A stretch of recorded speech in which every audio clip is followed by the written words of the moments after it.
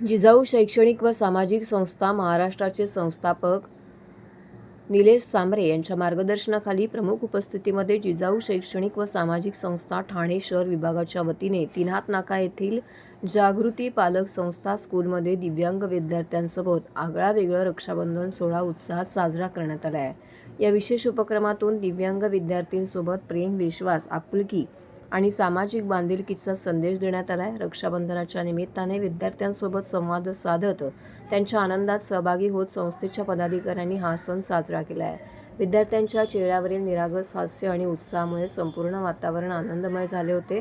समाजातील प्रत्येक घटकाला आपलेपणाची जाणीव करून देणारा हा उपक्रम उपस्थितांसाठी भावनिक आणि अविस्मरणीय ठरला। जिजाऊ संस्थेच्या उपक्रमातून सामाजिक बांधिलकी जपत दिव्यांग विद्यार्थ्यांच्या आयुष्यामध्ये आनंदाचे क्षण निर्माण करणारा सुंदर प्रयत्न करण्यात आला आहे। यावेळी जिजाऊ शैक्षणिक व सामाजिक संस्था महाराष्ट्राचे संस्थापक निलेश सांबरे यांनी सगळ्यांचे आभार मानले आणि प्रसारमाध्यमांशी बोलताना याबाबतची अधिक माहिती दिली। खूप आनंद वाटतोय का ठाण्यासारख्या शहरामधल्या आपल्या दिव्यांग भगिनी आहेत, त्यांनी पहिला मान मला दिला रक्षाबंधनाचा, राखी बांधण्याचा। खराखुरात जो सण असतो का रक्षाबंधनाच्या राखीमध्ये त्या बहिणीचं रक्षण करावं। मी बहिणींना शब्द दिलाय की तुम्हाला जेव्हा कुठलीही दिशा दिसली नाही त्यावेळेस जिजाऊ किंवा मी तुमच्या बरोबर आहे, तुमचं रक्षण करण्यासाठी, तुम्हाला शिक्षण देण्यासाठी, तुम्हाला सरकारी नोकऱ्या लागण्यासाठी जिथे जिथे गरज आहे तिथे तिथे मी आपल्या बरोबर असेल।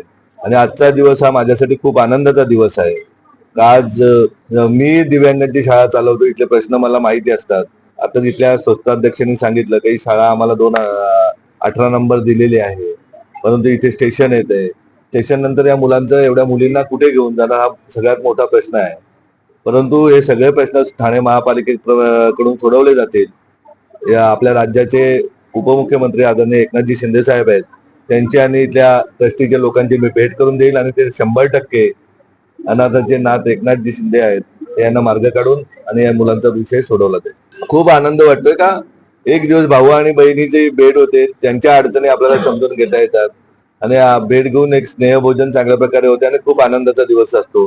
जे आपली हिंदू संस्कृती आहे त्या संस्कृतीतला सर्वात चांगला सण मी तर म्हणेन उत्सव हा रक्षाबंधनाचा असतो।